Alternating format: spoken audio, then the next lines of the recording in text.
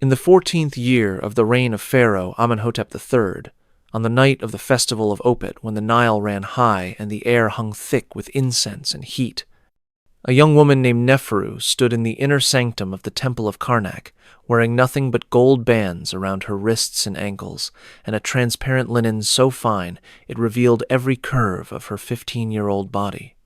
Her hands trembled as the high priest approached, his face painted with kohl and ochre, his body anointed with oils that caught the flickering lamplight. Behind her, 3 older priestesses chanted in voices that seemed to come from somewhere deeper than their throats, words in the old language that Neferu had been taught, but did not fully understand. The high priest stopped before her, close enough that she could smell the myrrh on his breath and the lotus oil in his hair. He spoke, his voice carrying through the chamber that no common person would ever see, decorated with images that would shock anyone not initiated into the mysteries. You are Hathor tonight. You are the goddess of love, of desire, of the divine pleasure that creates all life. What happens in this chamber is not sin. It is the most sacred act in all of Egypt. Through you, the goddess herself will ensure the fertility of the Nile, the strength of Pharaoh, the continuation of Ma'at. Do you understand? Neferu nodded, though her throat was too dry to speak. She had been preparing for this night since her 12th birthday, when her parents, minor nobles desperate to advance their status, had offered her to the temple. 3 years of training, of learning to move like water, to paint her face like a goddess, to understand the herbs that opened the mind and loosened the body. 3 years of watching older priestesses disappear into the inner chambers during festivals and emerge hours later, their eyes distant, their movements slow, saying nothing about what they had experienced, but receiving afterward gifts of gold and land and protection. The high priest reached forward and touched her face, tracing the line of her jaw with fingers that smelled of cinnamon and something else she couldn't identify. "The goddess enters you now," he whispered. And what happened next in that chamber, lit by oil lamps that cast shadows of gods and goddesses engaged in acts that later civilizations would call obscene, was something that Neferu would never speak of to anyone outside the temple walls. Something that happened to hundreds of young women across the centuries of pharaonic rule. Something that was considered not depravity, but the highest form of worship, the literal union of human and divine that kept Egypt itself alive. But before I tell you exactly what those temple rituals involved, before I reveal what happened in chambers that were sealed from public view for 3,000 years, before I explain how the royal family of ancient Egypt used practices that would destroy any modern leader who attempted them, I need to tell you about the system that made all of this possible. Because what you're about to learn about ancient Egypt goes far beyond simple corruption or abuse of power. This was systematic, religious, considered sacred by everyone involved, and it reveals something about how elite classes throughout history have used religion and tradition to justify practices that serve their desires and their power. Subscribe to this channel right now, because what you're about to discover will change how you understand ancient civilizations and how elites have always operated above the rules that bind common people. This goes deeper than anything you learned in history class, darker than the sanitized versions presented in museums, more calculated than simple human weakness. Hit that subscribe button and tell me in the comments what you already know about ancient Egypt's royal families, because I guarantee you don't know the full story. And make sure you watch until the end, because I'm going to tell you about specific pharaohs, specific queens, specific practices that were so calculated and so systematic that they operated for thousands of years without anyone questioning whether they were right or wrong. Now, let me take you back to the beginning, to how this system was established and why it persisted across 30 dynasties and 3 millennia. Ancient Egypt's royal family believed, or claimed to believe, that they were literally descended from the gods, not metaphorically, not symbolically. They claimed actual divine blood flowing through their veins, making them fundamentally different from common Egyptians the same way gods were different from humans. This belief, or this convenient claim, was the foundation for everything that followed, because if you are part divine, then the normal rules of human behavior don't apply to you. What would be wrong for a common person becomes acceptable, even sacred, when performed by someone with god blood. The most obvious manifestation of this belief was the practice of royal marriage between brothers and sisters. In the 18th dynasty, during the height of Egypt's power and wealth, it became standard practice for pharaohs to marry their full sisters. Not half-sisters, not cousins. Full siblings, children of the same mother and father, united in marriages that produced the next generation of rulers. The reasoning, according to temple texts and royal inscriptions, was that divine blood was too precious to dilute with common blood. The pharaoh was the living embodiment of Horus, the son of Osiris and Isis, who themselves were siblings who had married to preserve the purity of divine lineage. If the gods themselves practiced sibling marriage, then the pharaoh, part god himself, not only could, but should marry his sister to maintain the divine purity of the royal bloodline. But this reasoning, as logical as it might have sounded to ancient Egyptians, created immediate and obvious problems. Let me tell you about what happened in the royal nursery during the reign of Akhenaten, because understanding the reality behind the theological justification reveals how this system actually functioned. Akhenaten, known before his religious revolution as Amenhotep IV, was married to his sister-wife Nefertiti, one of history's most famous queens. They produced 6 daughters together. No sons, despite years of trying, which created a succession crisis because Egypt needed male heirs to continue the divine kingship. The solution that Akhenaten apparently chose, based on fragmentary evidence that Egyptologists have debated for decades, was to marry his own daughters when they reached puberty, hoping they would produce male heirs who could claim descent from both sides of the divine bloodline. The eldest daughter was named Meritaten. She was perhaps 13 or 14 when she became her father's wife, moving from the nursery where she had played with dolls to the royal bedchamber where she was expected to produce the next pharaoh. Whether she had any choice in this arrangement, whether she understood what was happening to her, whether anyone in the court questioned the practice, none of these questions appear in the surviving records, because the practice was considered normal, even necessary, for preserving the divine blood. But Meritaten did not produce a male heir. Neither did her sisters, who were similarly married to their father or to other close relatives, as they reached the age considered suitable for childbearing. The 18th dynasty was eventually succeeded by the 19th, not through clear divine descent, but through military commanders who seized power and then manufactured claims of divine legitimacy after the fact. The physical consequences of generation after generation of sibling marriage were evident in the royal mummies that archaeologists have examined.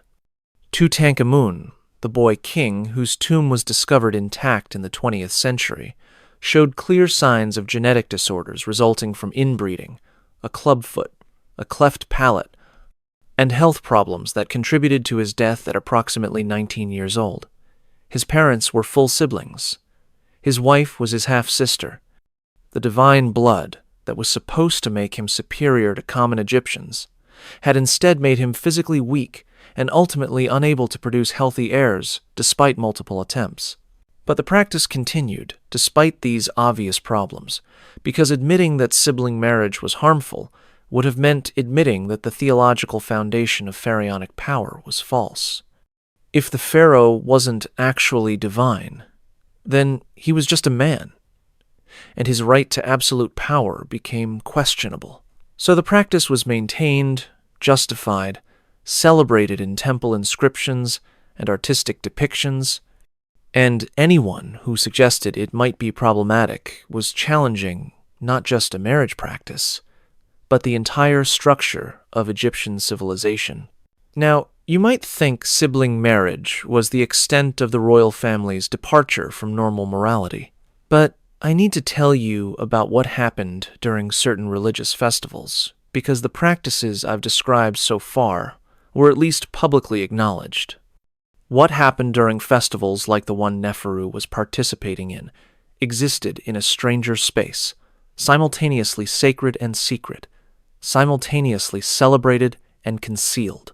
The Festival of Opet occurred annually during the Nile's flood season, lasting for weeks, involving elaborate processions and public celebrations. But what happened in the inner temples during this festival? What happened in chambers that common people never entered? What the priests and priestesses and royal family did in the name of ensuring Egypt's prosperity? This was knowledge restricted to initiates who had taken oaths never to reveal the mysteries. The official explanation was that the festival celebrated the renewal of Pharaoh's divine power and the fertility of the land.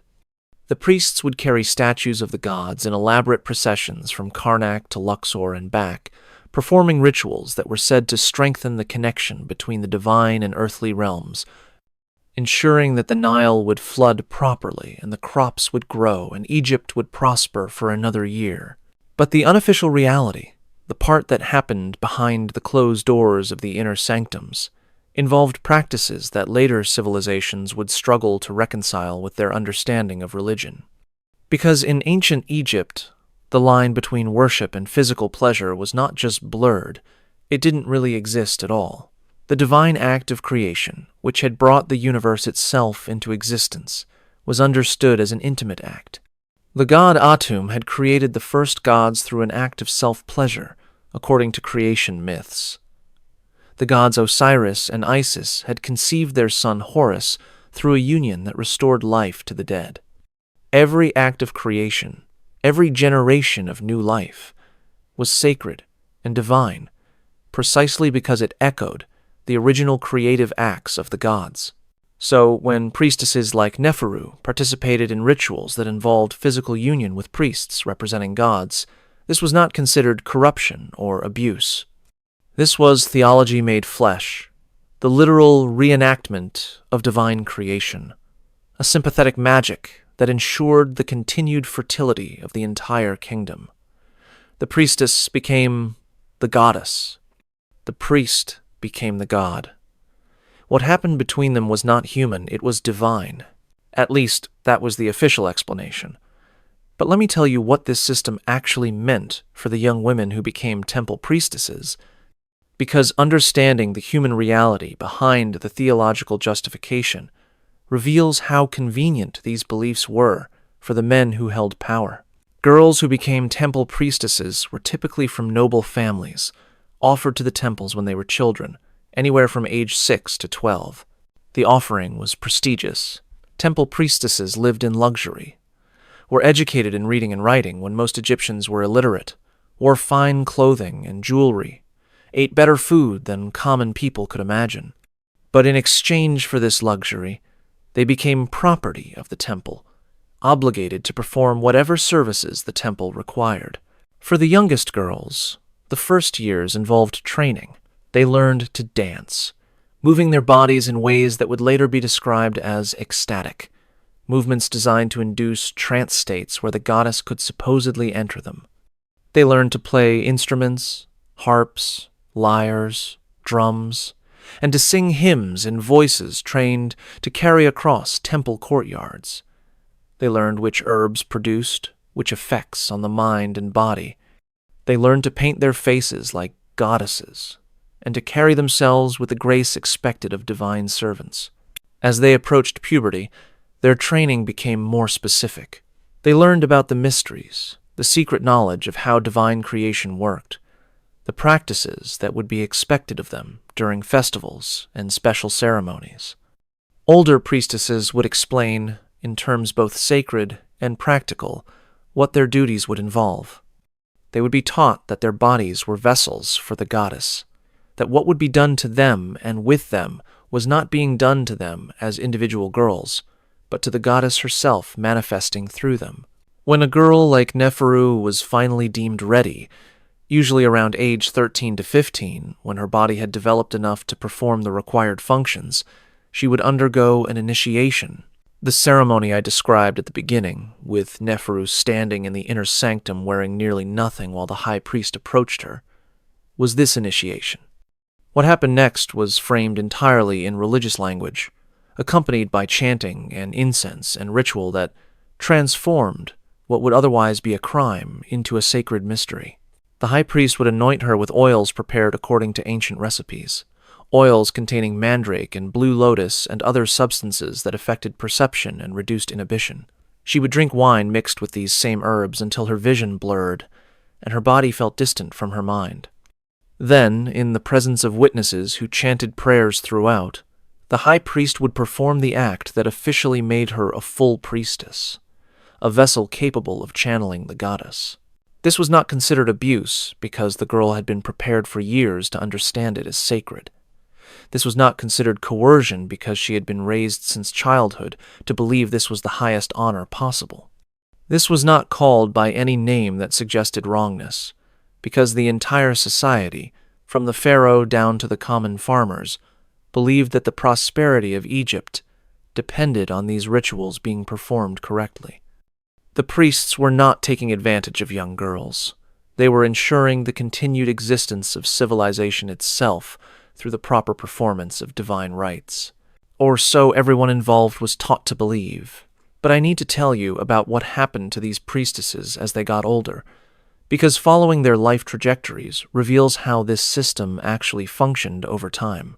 A priestess, like Neferu, would serve for years, perhaps decades, participating in rituals during major festivals, serving in the inner temple when important nobles or foreign dignitaries visited, and the priests wanted to demonstrate the favor of the gods.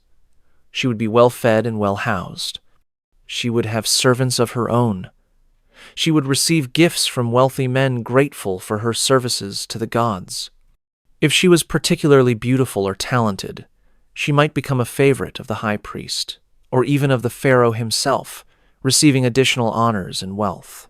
But as she aged, as her body began to show the effects of time, as younger priestesses were initiated and drew the attention that had once been hers, her status would gradually decline. By her late 20s or early 30s, old by ancient standards when most people died before 40, she would find herself performing less important roles, appearing less frequently at major ceremonies, receiving fewer gifts and less attention. The goddess, apparently, preferred to manifest through younger vessels. Some priestesses in this position would transition into teaching roles, training the next generation of young girls being prepared for initiation. Others would marry noblemen looking for prestigious wives with temple connections, leaving religious service for domestic life. But many simply remained in the temples, performing routine duties, gradually fading into the background, their years of sacred service leading to a quiet old age in the temple compounds where they had spent their entire lives. And these were the successful ones, the priestesses who navigated the system and found security within it. But there were others, girls who resisted their initiation, or who failed to perform their duties with the required enthusiasm, or who committed some violation of temple rules. These girls faced a different fate, one that was rarely discussed, but that served as a powerful incentive for cooperation. They would be removed from the prestigious role of priestess goddess and reassigned to menial temple duties, cleaning, cooking, serving the other priestesses who had once been their peers. Or they might be sold to nobles as concubines, losing the protection of temple service while retaining the stigma of having failed in sacred duties. The system was designed to ensure compliance through a combination of religious conditioning, material incentives, and the threat of loss of status. And it worked generation after generation across centuries of Egyptian civilization. Now let me tell you about how the royal family participated in these temple practices, because the pharaohs and queens were not merely observers of these rituals, but active participants in ways that reveal the intimate connection between religious authority and royal power. During major festivals, the pharaoh himself would enter the inner temple sanctums to perform rituals that only he was authorized to conduct. The official explanation was that the pharaoh, as the earthly embodiment of Horus and the intermediary between gods and humans, had to perform certain rites that ensured divine favor for Egypt. These rites included offerings to the gods, the recitation of sacred texts, and the performance of purification ceremonies. But they also included something else, something described in temple texts, using language that was simultaneously explicit and coded. The pharaoh would perform a ritual marriage with a priestess representing the goddess Hathor, or Isis, consummating this union in the inner sanctum as a way of symbolically renewing his divine mandate to rule. This was not considered infidelity to his actual queen. It was a religious obligation necessary for maintaining Ma'at, the divine order that kept Egypt functioning properly. For the priestess chosen to represent the goddess in these ceremonies, being selected was simultaneously a tremendous honor and a dangerous opportunity. She would receive lavish gifts and elevated status if she performed well and if the pharaoh was pleased with her. She might even become a royal concubine, living in the palace, bearing children who would have some claim to royal blood, even if they couldn't inherit the throne. But she would also be under enormous pressure to please a man whose dissatisfaction could be dangerous. And she would become entangled in the complex politics of the royal court, where queens and other concubines competed for influence, and where any woman who attracted too much of the pharaoh's attention became a target. Let me tell you about one specific case that illuminates how this system worked in practice, because individual stories reveal dynamics that general descriptions obscure. During the reign of Ramesses II, one of Egypt's most powerful pharaohs, ruling for 66 years during the 19th dynasty, a priestess named Bwirl caught the pharaoh's attention during a festival at the temple of Hathor in Dendera. Ramesses was already elderly by this time, in his 60s or 70s, but he maintained a reputation for vigor that he clearly enjoyed cultivating. He had 8 official wives and dozens of concubines, having fathered somewhere between 40 and 100 children during his long reign. When he visited Dendera for the festival of drunkenness, a celebration of the goddess Hathor that was renowned for its ecstatic celebrations involving wine, music, and practices that later writers would describe with fascination and disapproval, he encountered Bwirl, performing ritual dances in the temple courtyard. She was perhaps 17 or 18, trained since childhood in the sacred arts, her body moving with the liquid grace that years of training produced.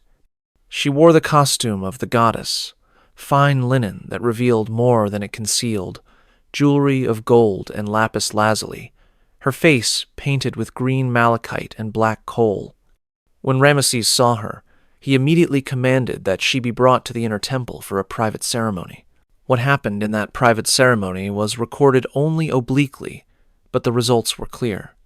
Bwirl emerged as a royal favorite, moved from the temple to the palace, given apartments near the pharaoh's chambers, provided with servants and jewelry and all the markers of high status. She bore Ramesses a daughter within a year, and then a son 2 years later, children who would carry royal blood and who would be raised in the palace, though they would never be heirs to the throne. But Bwirl's elevation came at a cost that she couldn't have fully understood when Ramesses first noticed her. She was now caught in the deadly politics of the royal harem, where Ramesses' various wives and concubines competed for his attention and for advantages for their children. Every woman in the harem understood that when the pharaoh died, and Ramesses, despite his vigor, was an old man, their protection would vanish. The new pharaoh might choose to maintain them, or he might not. Their security depended entirely on their ability to remain useful and favored. For a former priestess like Bwirl, with limited understanding of court politics and with no powerful family backing her, the situation was precarious. She had no natural allies among the queens who resented her for capturing attention that should have been theirs. She had been removed from the temple where she had connections and understood the rules. She existed in a gilded cage, where her beauty and the pharaoh's desire for her were her only assets, and those were wasting resources that would inevitably decline. When Ramesses finally died after his extraordinarily long reign, his son Merneptah ascended to the throne and immediately had to deal with the political problem of his father's extensive harem. What happened to Bwirl isn't recorded in the surviving sources, but women in her position typically faced several possibilities. They might be kept in the palace, but gradually marginalized as new favorites emerged. They might be sent to live in distant estates far from court. They might be returned to the temples they had originally come from. Or, in some cases, they might face worse fates if they were suspected of plotting, or if they were simply inconvenient to the new pharaoh. The system that had elevated her from temple priestess to royal concubine had no mechanism for protecting her once her usefulness ended. She had been an instrument of royal pleasure and divine ritual, and when the pharaoh who valued her was gone, she became simply another problem to be solved by his successor. Now, let me tell you about the festival of drunkenness that I mentioned, because understanding this celebration reveals another dimension of how ancient Egypt's elites used religion to justify practices that served their desires. This festival, celebrated annually at temples throughout Egypt, but particularly at the Temple of Hathor in Dendera, was based on a myth about how the goddess Hathor once nearly destroyed humanity in a drunken rage, and was only stopped when Ra tricked her into drinking beer dyed to look like blood, causing her to pass out before she could complete her massacre. The celebration of this near-apocalypse involved excessive drinking, music, dancing, and behavior that was normally constrained by social rules.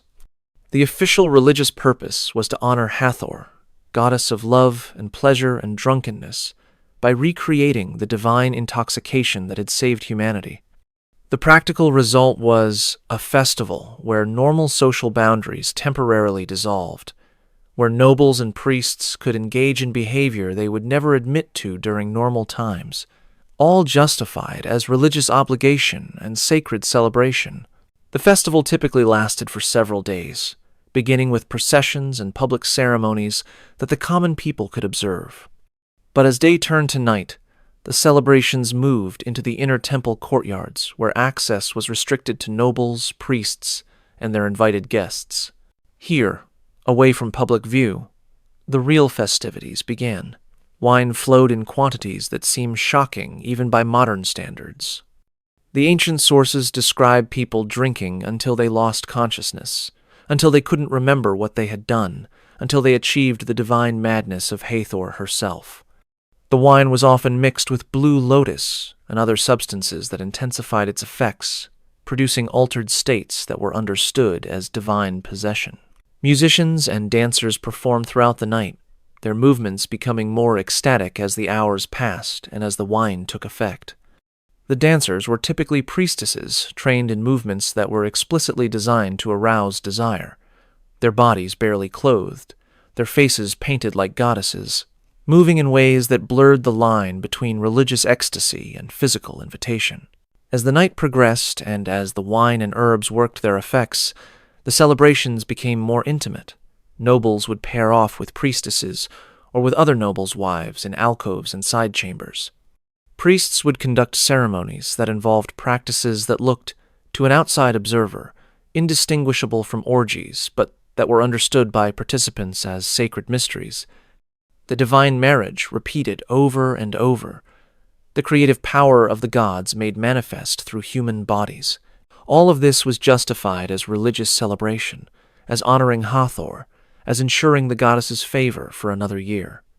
And because it was framed as religious duty, because it happened within temple walls under priestly supervision, because everyone involved was elite enough to understand the mysteries, it was considered not depravity, but the highest form of worship. The morning after these festivals, participants would return to their normal roles as if nothing unusual had happened. The nobles, who had spent the night in wine-soaked ecstasy, would resume their dignified positions as administrators and officials. The priestesses who had served as vessels for the goddess would return to their routine temple duties. The priests who had supervised and participated in the celebrations would conduct normal religious ceremonies. The ability to maintain these dual identities, respectable official person during the day, uninhibited celebrant of divine mysteries at night, was part of what marked someone as truly elite, truly initiated into the secret knowledge that separated the powerful from the common. But I need to tell you about another aspect of elite life in ancient Egypt, because the temple rituals and religious festivals were only part of how the wealthy and powerful indulged desires that common people could never satisfy. Let me tell you about the culture of luxury and seduction that characterized noble life, because this reveals how the elites created entire lifestyles organized around pleasure. The homes of Egyptian nobles were elaborate compounds designed for comfort and entertainment. They featured gardens with pools and shade trees, courtyards with fountains, multiple rooms for different activities, including some that were specifically designed for intimate entertainments. The wealthy would spend hours each day on personal grooming and beautification, understanding that physical attractiveness was not just vanity, but a form of power that could be cultivated and deployed for social and political advantage. Both men and women bathed multiple times daily, using soaps made from natron and scented oils, removing all body hair in accordance with Egyptian aesthetic preferences. They would then be anointed with perfumed oils, myrrh, frankincense, lotus, cinnamon, applied by trained servants who understood the art of massage and beautification. These oils served both cosmetic and practical purposes, protecting skin from the harsh desert sun while making the body smooth and fragrant. The wealthy wore wigs made from human hair, elaborately styled and often treated with beeswax and perfumes. These wigs were works of art, some taking weeks to create, styled differently for different occasions. For intimate dinners or private gatherings, both men and women might wear lighter wigs that emphasized beauty over formality, styles that drew attention to the face and neck. Cosmetics were applied with great skill and care. Both men and women used kohl to line their eyes, creating the dramatic look familiar from Egyptian art.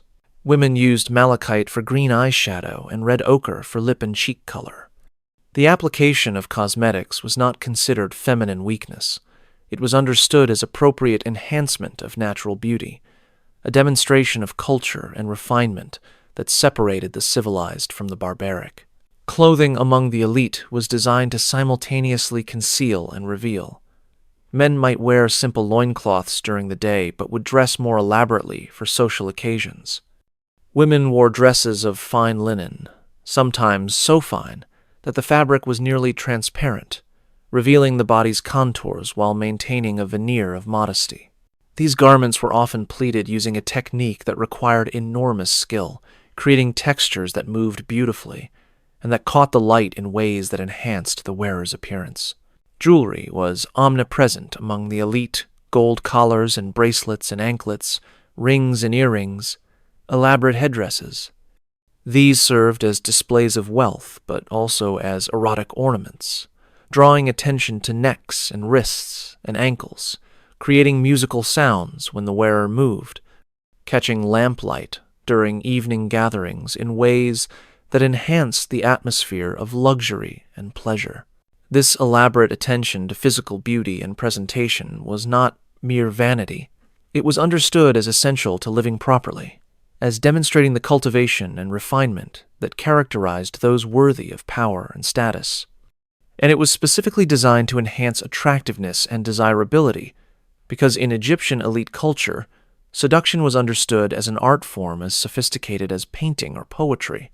Let me tell you about how this culture of seduction operated in practice, because understanding the social dynamics reveals how the elites created systems where desire and power became inseparably entangled. During evening banquets at noble estates, which were the primary form of elite social interaction, the atmosphere was carefully crafted to stimulate all the senses simultaneously. Guests would recline on cushions in gardens or courtyards, the air heavy with incense and flower scents.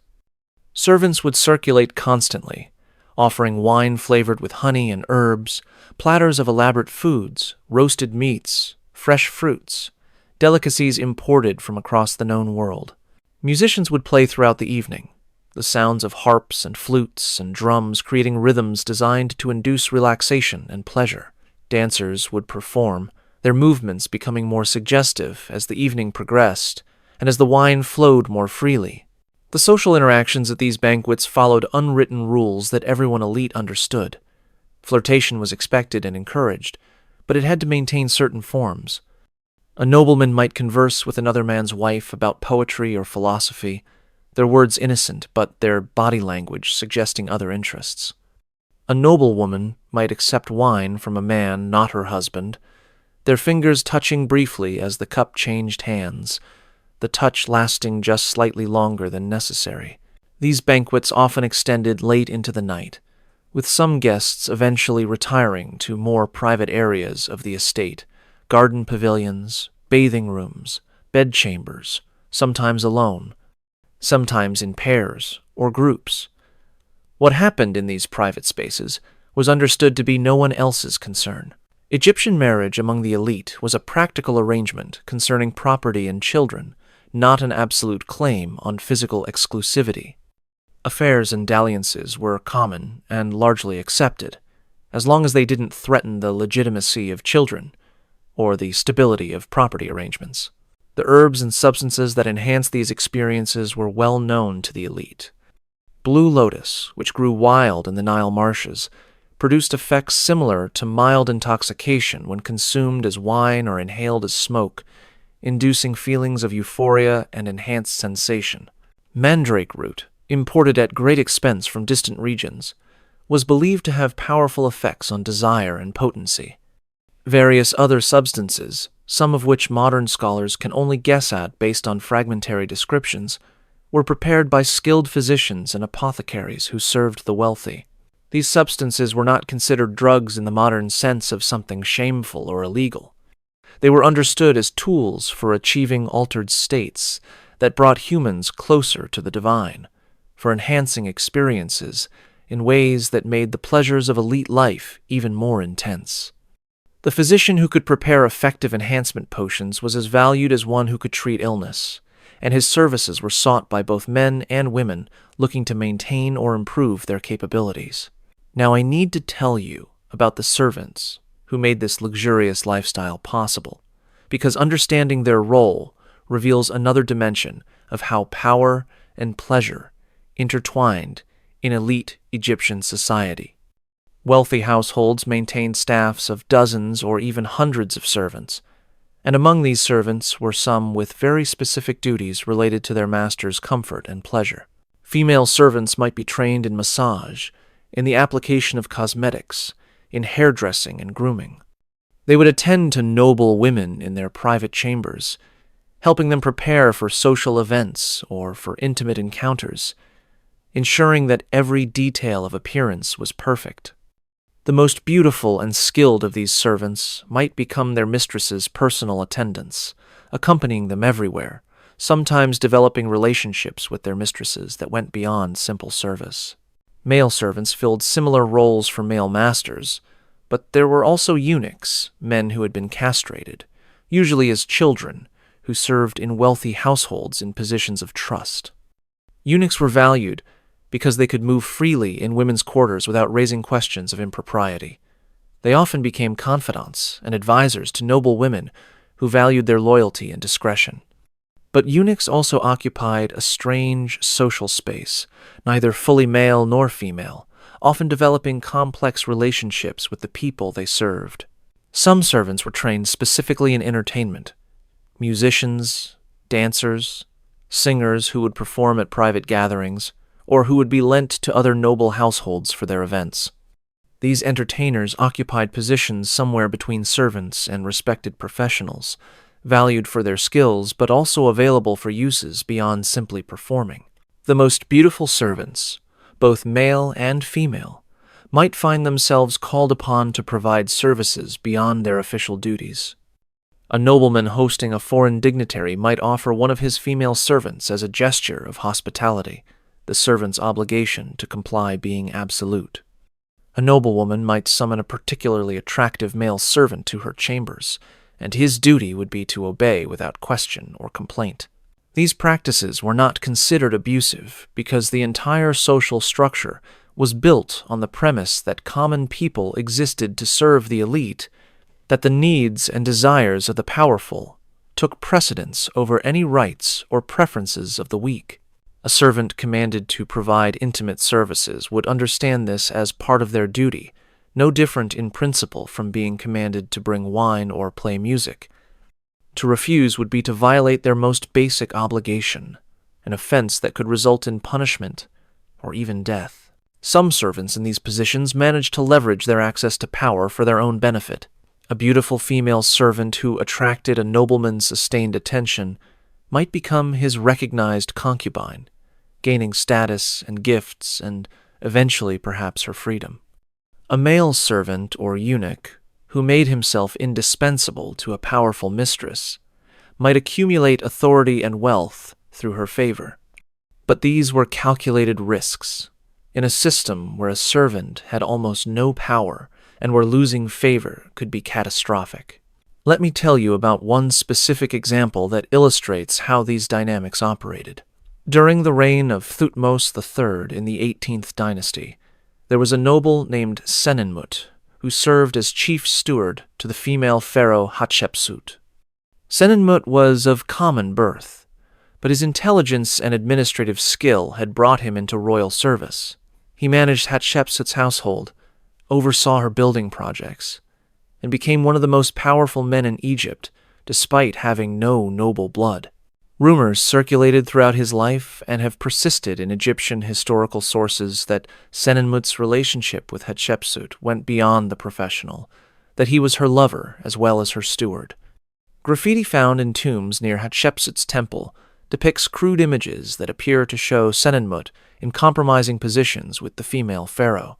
These images were drawn by workers, or perhaps by Senenmut's enemies seeking to damage his reputation, but their existence suggests that contemporaries believed the relationship was intimate as well as professional. If the rumors were true, and there's no way to prove them definitively, then Senenmut's case represents the rare situation where a common man managed to use intimate access to ultimate power for his own benefit. But even Senenmut's success was precarious. When Hatshepsut died, and her stepson Thutmose III, who had been kept from power during her reign, finally became sole pharaoh, Senenmut disappeared from historical records. His tomb was vandalized, his name was chiseled out of inscriptions he had commissioned, and he himself may have been executed or forced to flee. His intimate relationship with Hatshepsut, if it existed, had elevated him, but had also made him a target once his protector was gone. Now, let me tell you about how these elite practices were understood in relation to death and the afterlife, because the Egyptians' complex beliefs about death created yet another dimension where physical pleasure and spiritual power intertwined. Ancient Egyptians believed that life continued after death in ways that were not purely spiritual, but that involved the preservation and eventual revival of the physical body. This belief shaped their elaborate mummification practices and tomb preparations, but it also influenced how they thought about pleasure and desire. The creation myths that were central to Egyptian religion emphasized that life itself came from intimate union. The god Atum had created the first gods through an act of self-pleasure.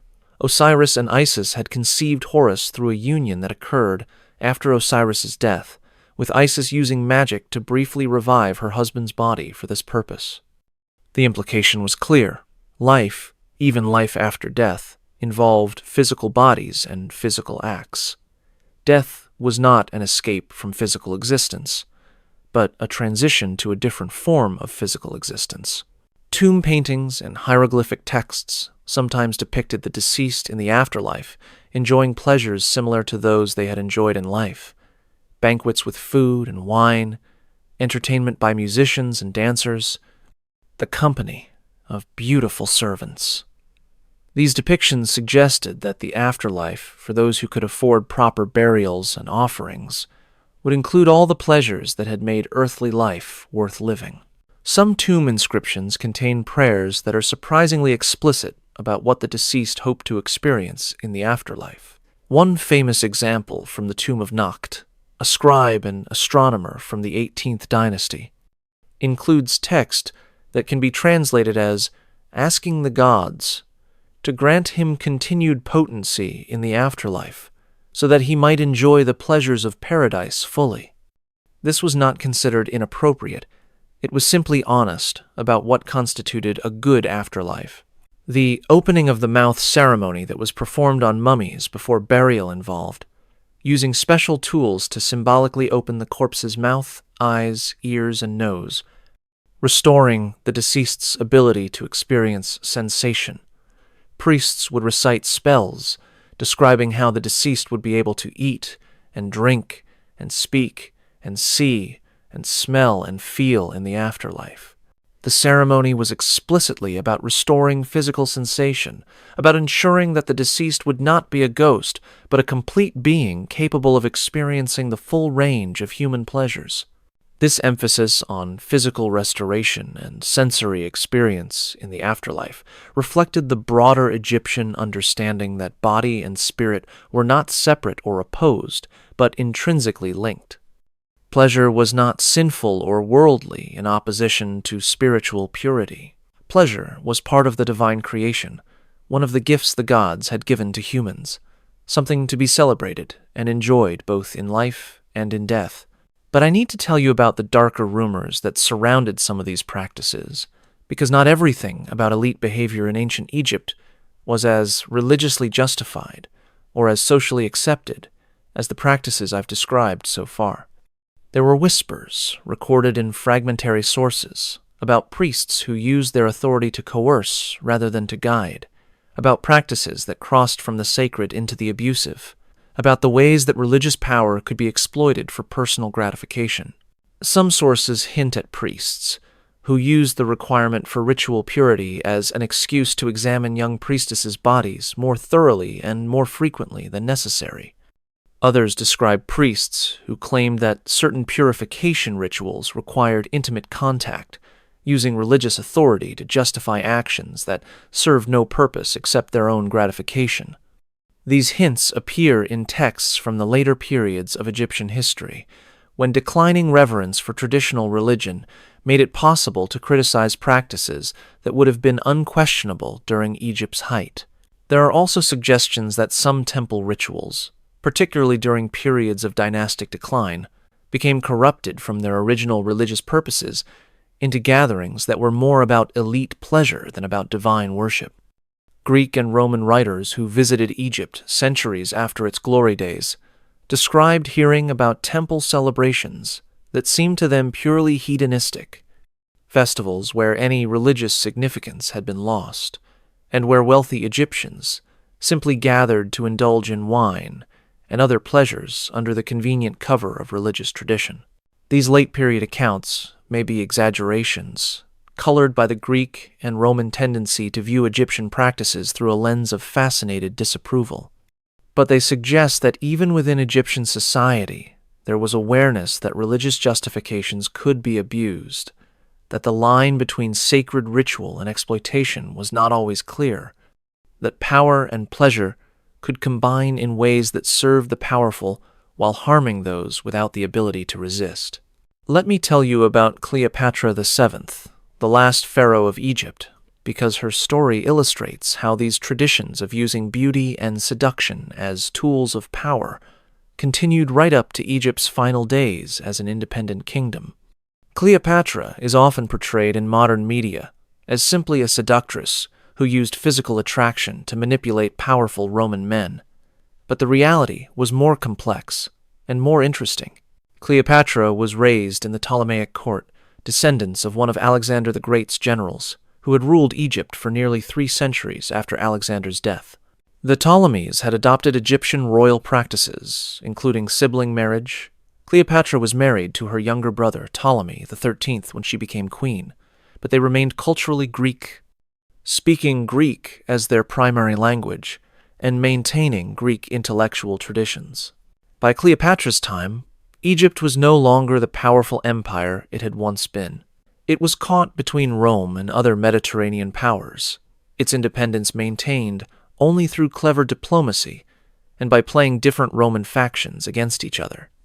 In this precarious political situation, Cleopatra understood that her most effective tools were her intelligence, her education, and her ability to present herself as the living embodiment of Isis, the divine queen who could bring prosperity and power to any man who allied with her. When Julius Caesar arrived in Egypt pursuing his rival Pompey, Cleopatra saw an opportunity. She famously had herself smuggled into Caesar's presence, rolled up in a carpet, or, in some versions, in a large sack. When she emerged before him, she presented herself not as a desperate refugee, which she essentially was, having been driven from power by her brother, but as a divine queen who had chosen to grant Caesar her favor. The relationship that developed between Cleopatra and Caesar was simultaneously political alliance and romantic involvement. Cleopatra understood that Caesar needed her legitimacy as Egypt's queen to maintain Roman control over the wealthy kingdom. Caesar understood that Cleopatra needed Roman military support to maintain power against her rivals. The intimate relationship that developed between them served both their interests while also, apparently, involving genuine attraction and affection. Cleopatra bore Caesar a son, Caesarion, whose name literally meant Little Caesar, and who represented the possibility of uniting Roman and Egyptian power in one person. She moved to Rome to be near Caesar, living in a villa he provided, hosting dinners where she impressed Roman nobles with displays of Egyptian wealth and culture. She presented herself as a living goddess, wearing elaborate costumes that emphasized her role as Isis incarnate, using the symbolism of divine queenship that had been developed over 3,000 years of Egyptian history. When Caesar was assassinated, Cleopatra returned to Egypt and waited to see which Roman would emerge victorious in the civil war that followed. When Mark Antony summoned her to meet him, she arrived in a spectacular display that ancient sources describe with awe. She sailed up the river to meet him on a barge decorated to look like a floating palace, dressed as Venus or Isis, attended by servants dressed as cupids and sea nymphs, creating a theatrical presentation designed to overwhelm Antony's senses and imagination. The relationship between Cleopatra and Antony was even more complex than her relationship with Caesar had been. They became genuine partners, with Antony increasingly identifying himself with Egypt and with Cleopatra rather than with Rome. They had 3 children together. They conducted elaborate ceremonies where Antony declared Caesarion the legitimate heir of Julius Caesar and divided Roman territories among Cleopatra and her children.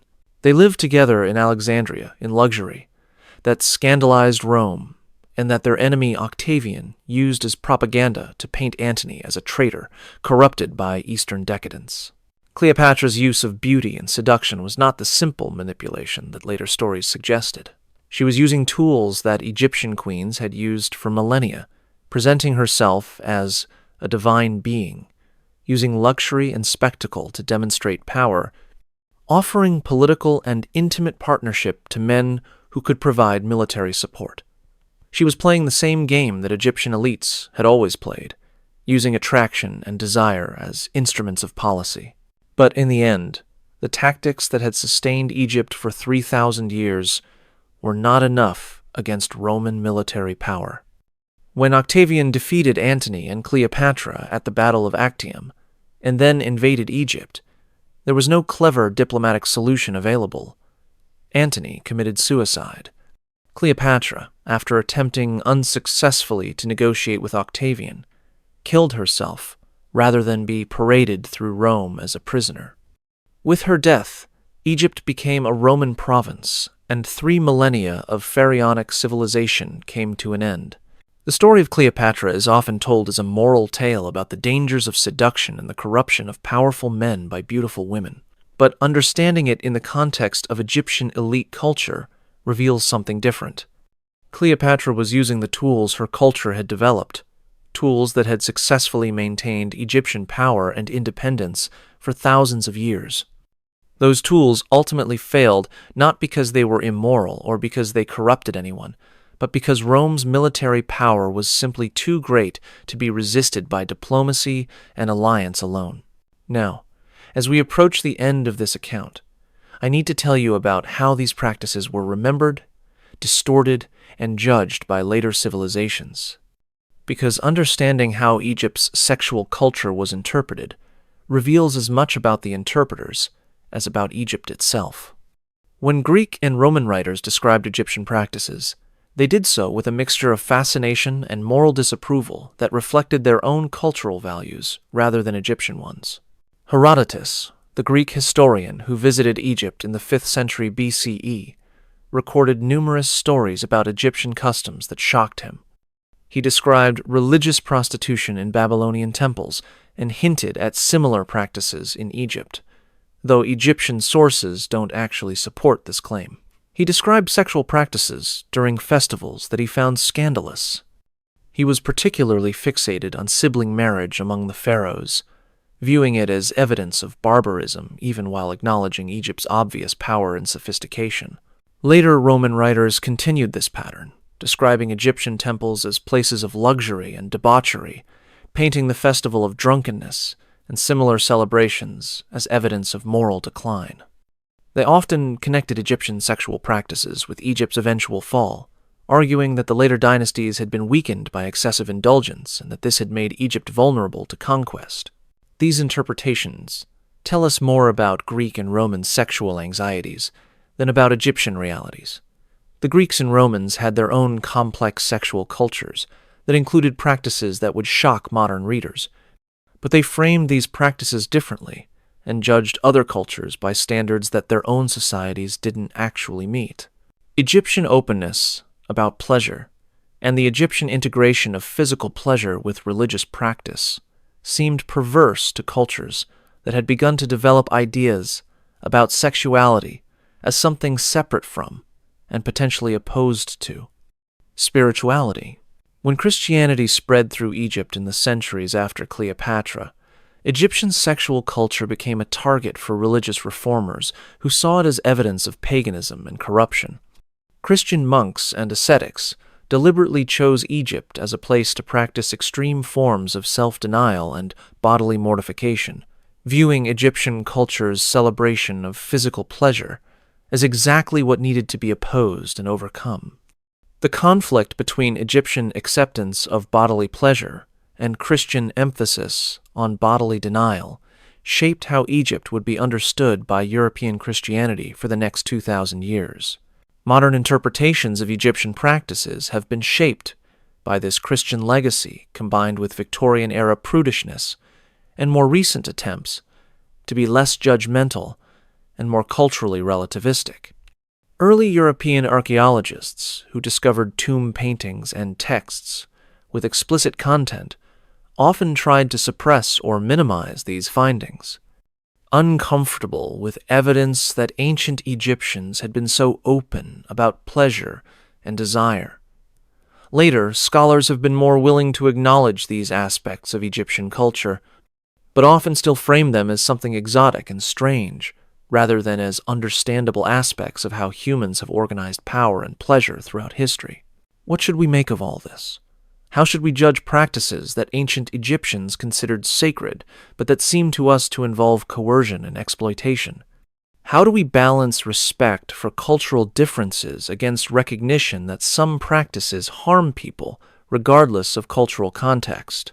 The young priestess forced into temple service at age 13 and initiated through rituals she had been conditioned since childhood to accept as sacred. Was she a victim? Or was she a willing participant in her culture's religious traditions? The answer is probably both, uncomfortably.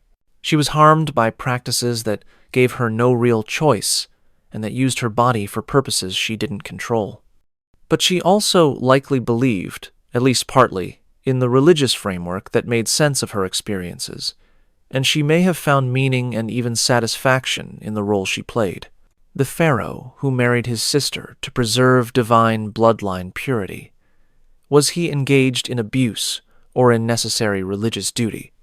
The Egyptian answer would have been that he was fulfilling his obligation as divine king, that the normal rules of human morality didn't apply to someone who was part god. But we can recognize that this religious justification conveniently allowed practices that served the royal family's desire to maintain power within a small circle, that the theological reasoning was suspiciously aligned with political interests. The nobles who gathered for wine-soaked festivals, justified as religious celebrations, were they worshipping the gods, Or were they simply indulging themselves under religious cover? Perhaps they were genuinely experiencing religious ecstasy through practices that happened to also be deeply pleasurable. Or perhaps they were cynically using religious language to justify behavior they knew was really about indulgence.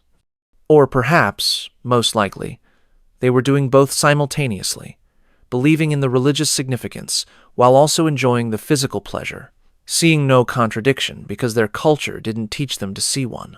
What we can say with certainty is that ancient Egyptian elite culture developed sophisticated systems for integrating power, pleasure, and religious authority in ways that served the interests of those in power.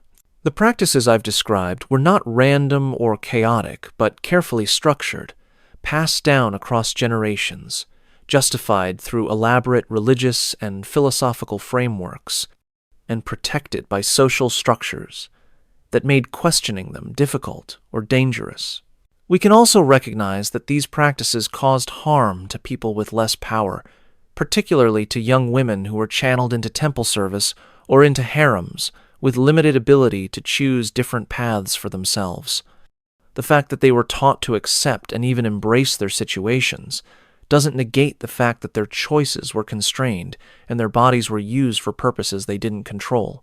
And we can acknowledge that judging ancient cultures by modern standards is complicated and potentially unfair, while also recognizing that some things, like taking children into temple service where they'll be initiated into intimate rituals as teenagers, seem problematic regardless of cultural context, even if we struggle to articulate exactly why without imposing our values on a very different time and place. The secrets of ancient Egypt's royal elites were not primarily sexual in the narrow sense. They were about power, how it was justified, how it was maintained, how it was expressed through control of bodies, and through the creation of elaborate systems that made practices serving elite interests appear necessary and even sacred.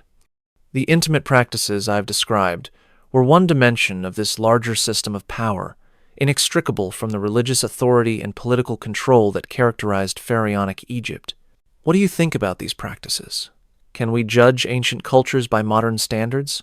Or do we need to accept that different times and places had different moral frameworks? Were these practices genuinely sacred to ancient Egyptians? Or were they cynical manipulations by elites who used religion to justify indulgence? How much choice did individuals like the young priestesses really have? Leave your comments below and share your thoughts.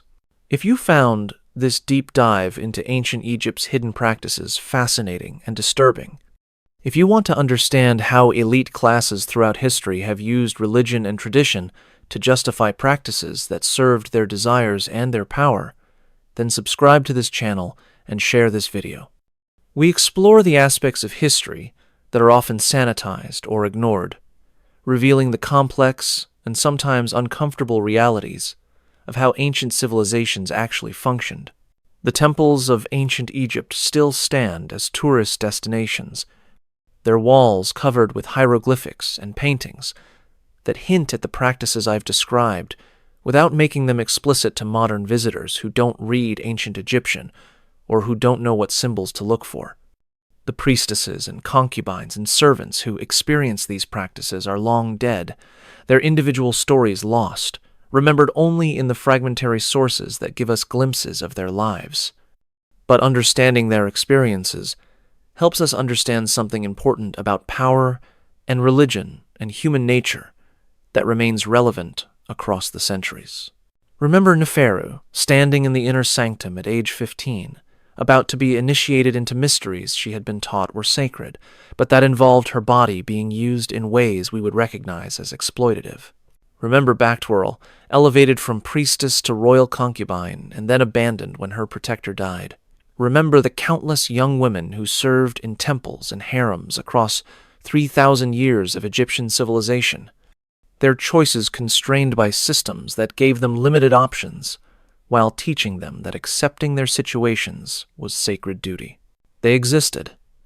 They lived within systems that used them for purposes they didn't control. Some found meaning and even satisfaction in their roles. Some were broken by experiences they couldn't escape. Most simply did what was expected of them, following the paths their culture had laid out, their individual feelings and desires subordinated to the needs of the powerful and to the requirements of tradition and religion. And the elite men who created and maintained these systems, the pharaohs and priests and nobles who used religious authority to justify practices that served their desires, they also existed.